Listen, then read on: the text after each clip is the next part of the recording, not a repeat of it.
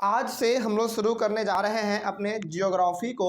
और जियोग्राफी में सबसे पहला जो आपका चैप्टर है, चैप्टर नंबर 1, जिसका नाम है रिसोर्सेज एंड डेवलपमेंट। ठीक है, तो टोटल आपका जियोग्राफी में टोटल चैप्टर जो है वो 7 चैप्टर है इस बार, है ना। आपके बुक में भी 7 है और इस बार सेशन में भी 2022-23 सेशन में जो है आपका सातों का 7 चैप्टर आ रहा है।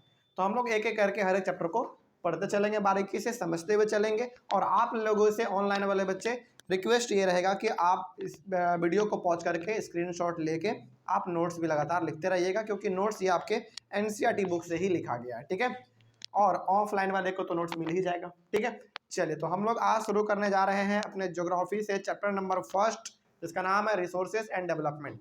देखिए, रिसोर्सेज का मतलब आप बचपन में पढ़े हुए हैं क्या होता है। रिसोर्सेज का मतलब होता है हिंदी में संसाधन, है ना। यदि हम लोग रिसोर्सेज को थोड़ा सा यदि हम लोग पीछे वाले क्लास से कनेक्ट करने की कोशिश करें तो रिसोर्स क्या होता था, वो हर चीज जो कि आपके जरूरत को पूरा कर दे वही हमारा रिसोर्स कहलाता था, है ना। यदि बचपन वाले क्लास के डेफिनेशन के बारे में यदि हम लोग बात करें तो रिसोर्स का मतलब क्या होता था कि वो हर चीज जो कि आपके नीड को, यानी कि जरूरत को पूरा कर दे, वही हमारा हो गया रिसोर्स। जैसे फोन है आपका, आप क्या आपका जरूरत फोन पूरा करता है कि नहीं करता है ना। वो जरूरत हो सकता है कि आपको मूवी देखना हो, गाना सुनना हो, या फिर कोई सीरियल देखना हो, क्रिकेट देखना हो, कुछ भी हो, आपका जो जरूरत है यदि वो पूरा हो जा रहा है मतलब कि वो आपका रिसोर्स है। तो फोन से आपका बहुत सारा जरूरत पूरा होता है, नीड पूरा होता है, तो फोन भी अपने आप में एक रिसोर्स है।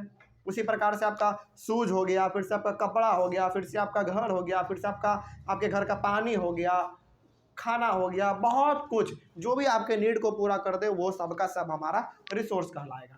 ठीक है, और डेवलपमेंट का सीधा सा मतलब होता है विकास, तरक्की, प्रगति, है ना, उन्नति, जो भी आप कह लीजिए।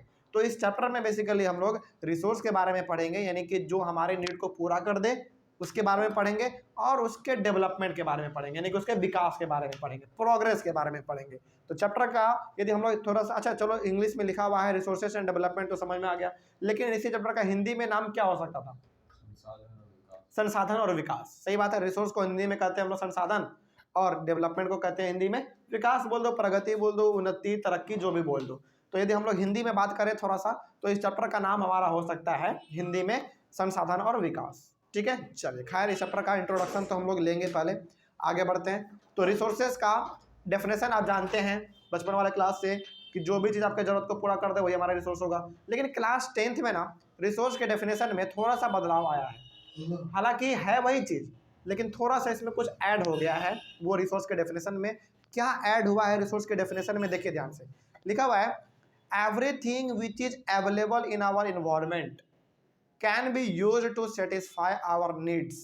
यानी कि आपके इन्वायरमेंट में जो कुछ भी अवेलेबल है, आपके आसपास में जो कुछ भी आपको दिख रहा है, यदि वे आपके नीड को सेटिस्फाई कर दे रहा है, आपके जरूरत को पूरा कर दे रहा है, आपके जरूरत को वो संतुष्ट कर दे रहा है, इसका मतलब कि वो रिसोर्स है।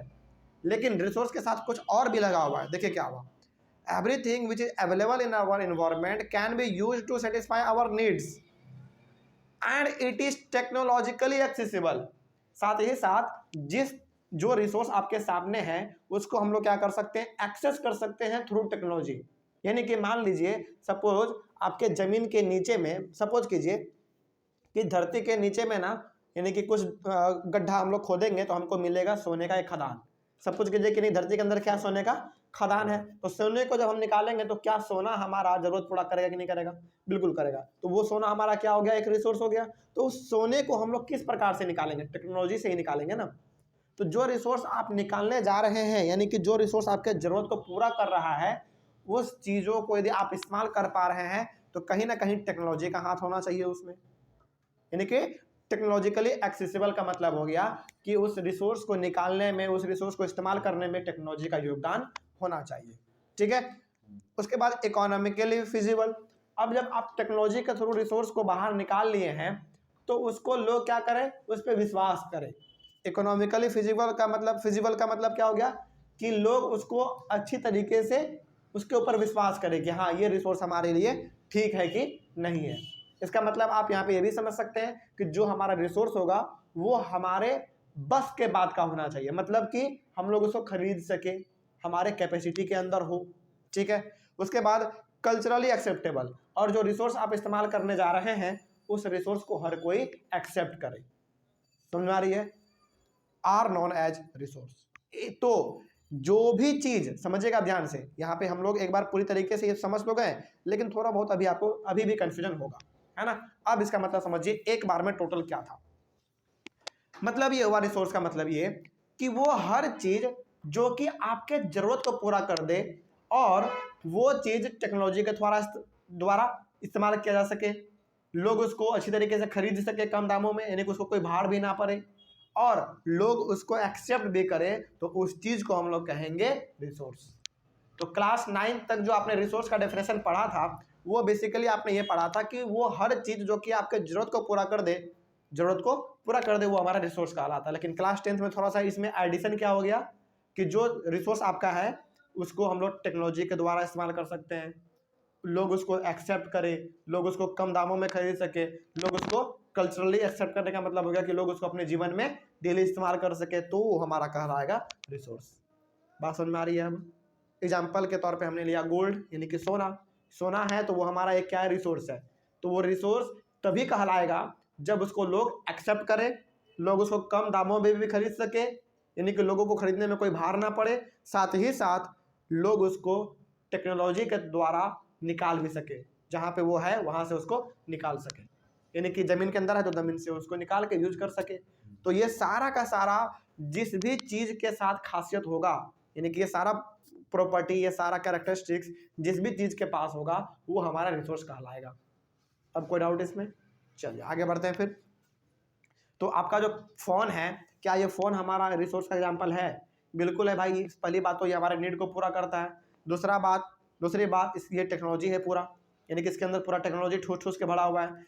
तीसरा बात, लोग इसको सस्ते दामों में खरीद रहे हैं। मोबाइल तो हर एक प्रकार का आ रहा है, 8,000 का भी आ रहा है, 9,000 का भी आ रहा है, यानी कि लोग उसको आसानी से खरीद पा रहे हैं। आज हमको नहीं लगता है कि कोई घर होगा भारत में, शायद ही ऐसा कोई घर होगा जिसमें कि फ़ोन ना हो। हर किसी के पास फ़ोन है, मतलब कि हर कोई उसको खरीद पा रहा है ना। और लोग इसको एक्सेप्ट भी कर पा रहा है, एक्सेप्ट लोग इसको कर ले रहे हैं कि हाँ फ़ोन ठीक ठाक है, हमारा काम इससे चल जा रहा है। तो यहाँ से हम कह सकते हैं कि फ़ोन हमारे लिए एक रिसोर्स है। ठीक है, तो ये पूरा का पूरा हमारा लेक्चर हो गया रिसोर्स के ऊपर। आगे बढ़ते हैं। उसके बाद लिखा हुआ है the process of transformation of things available in our environment involves an interdependent relationship between nature, technology and institutions. इसका मतलब हुआ कि जो भी चीज़ हमारे इन्वायरमेंट में प्रेजेंट है, हमारे आजू बाजू यानी कि हमारे आसपास जो कुछ भी प्रेजेंट है, उसको हम लोग जब एक नया रूप देते हैं, उसको हम लोग ट्रांसफॉर्म कर देते हैं। ट्रांसफॉर्म करने का मतलब एक रूप से उसको दूसरे रूप में कन्वर्ट कर देते हैं। तो हमारा यहाँ पे 3 चीज़ों का जरूरत पड़ता है। कौन कौन सा है वो 3 चीज़ है? पहला आपका है नेचर, टेक्नोलॉजी और तीसरा इंस्टीट्यूशंस। मतलब ये हो गया कि सपोज कीजिए कि आपके इन्वायरमेंट में बहुत सारा मिट्टी रखा हुआ है, यानी कि आपके आसपास मिट्टी रखा हुआ है, लेकिन आपके पास ना ही टेक्नोलॉजी है ना ही आपके पास इंस्टीट्यूशन है। तो क्या उस मिट्टी का कोई मतलब है? मतलब कि आपको मिट्टी का इस्तेमाल भी करना नहीं आ रहा है, तो क्या उस मिट्टी का कोई मतलब है? कोई मतलब नहीं है ना। तो इसका मतलब ये हुआ कि आपके आसपास में जो भी चीज़ आपको दिख रहा है, यदि आप उसको ट्रांसफॉर्म करना चाहते हैं, यानी कि उसको एक नया रूप देना चाहते हैं, तो आपको 3 चीज़ तो चाहिए ही चाहिए। पहला नेचर, दूसरा टेक्नोलॉजी और तीसरा इंस्टीट्यूशन। अब नेचर करता क्या है, टेक्नोलॉजी क्या करता है, इंस्टीट्यूशन क्या करता है, ये हम लोग जान लेते हैं। हम ध्यान से देखिए, लिखा हुआ है human beings interact with nature through technology and create institution to accelerate their economic development.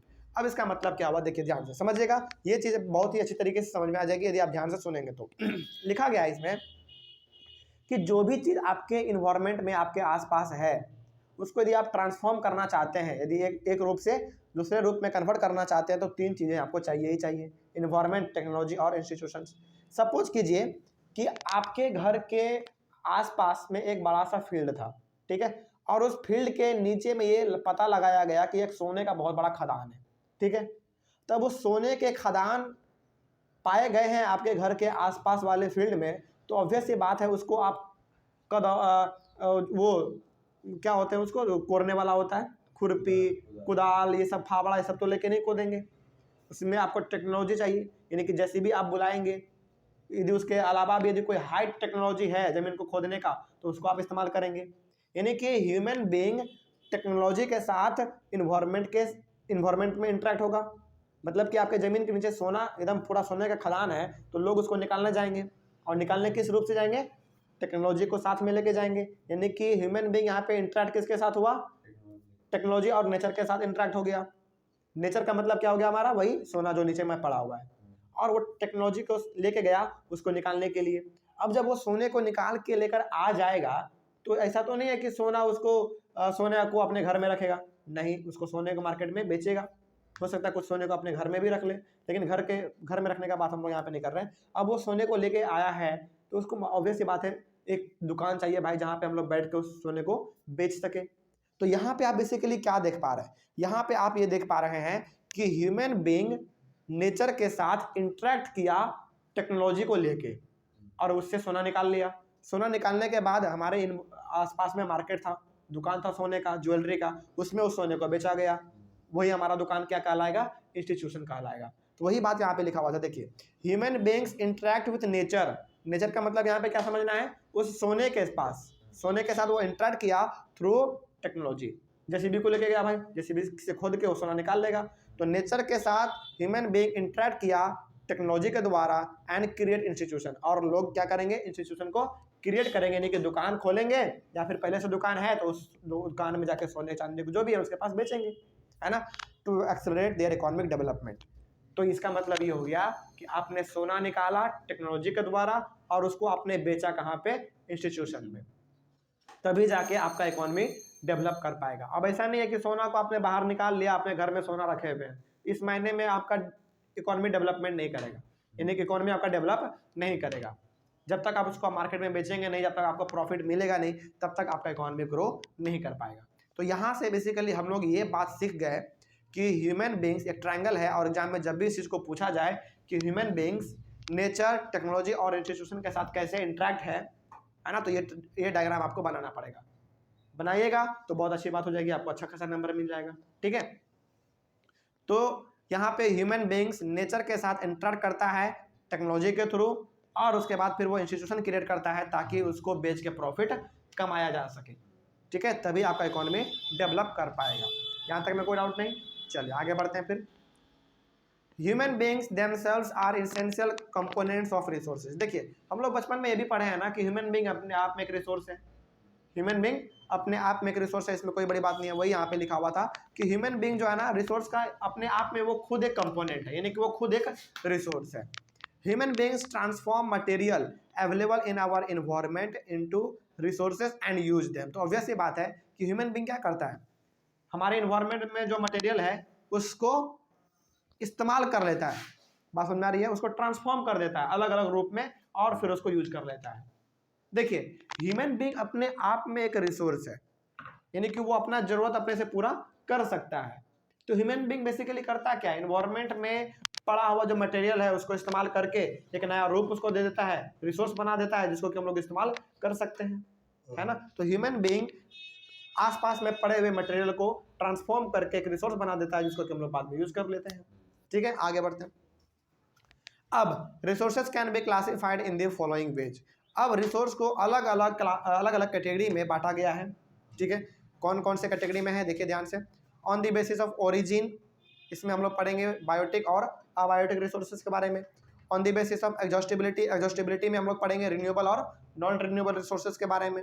On the basis of ownership, इसमें हम लोग पढ़ेंगे individual, community, national and international resources के बारे में। उसके बाद है चौथा आपका on the basis of status of development, इसमें हम लोग पढ़ेंगे potential, developed, stock and reserve resources के बारे में पढ़ेंगे। ठीक है, चलिए तो अगले वाले क्लास से हम लोग वही शुरू करने वाले हैं। देखिए ध्यान से, टाइप्स ऑफ रिसोर्सेज में हम लोग पढ़ेंगे क्या? बेसिकली वही जो हम लोगों ने अभी यहाँ पे किया कि on the basis of origin, on the basis of exhaustibility, on the basis of ownership and on the basis of status of development. इन्हीं सब चीज़ों के बारे में हम लोग विस्तार से अगले वाले क्लास में पढ़ेंगे। ठीक है, तो यहाँ तक में जो कुछ भी हमने आज के क्लास में पढ़ा है उसमें तो कोई डाउट नहीं। रिसोर्स क्या होता है मालूम चल गया। तो वो हर चीज़ जो कि टेक्नोलॉजी के द्वारा उसको निकाला जा सके, उसको इस्तेमाल किया जा सके, है ना, इन्वायरमेंट उसको एक्सेप्ट करे, यानी कि इन्वायरमेंट आसपास रहने वाले लोग उसको एक्सेप्ट करें, वो सस्ते दामों में मिल जाए और वो आपके नीड को पूरा कर दे, उसी को हम लोग कहेंगे रिसोर्स। ठीक है, और सबसे महत्वपूर्ण सवाल आपसे पूछा जाए कि ह्यूमन बीइंग नेचर, टेक्नोलॉजी और इंस्टीट्यूशन के साथ कैसे इंटरेक्ट करता है मालूम चल गया। तो ह्यूमन बींग्स नेचर के साथ टेक्नोलॉजी को लेके इंटरेक्ट करता है और उसके बाद वो इंस्टीट्यूशन खोलता है जिसमें कि वो अपने सामानों को बेच सके, प्रॉफिट अर्न कर सके। ठीक है, इसको लेकर हमने समझाया आपका वो ज्वेलरी वाला, ज्वेलरी निकालना यानी कि सोने को बाहर निकालना, फिर ज्वेलरी शॉप में उसको बेचना। ठीक है, ये सारा बात हमारा हो गया। तो अगले वाले क्लास में हम लोग अपने नए टॉपिक यानी कि टाइप्स ऑफ रिसोर्सेज को शुरू करेंगे। तब तक के लिए थैंक यू वेरी मच।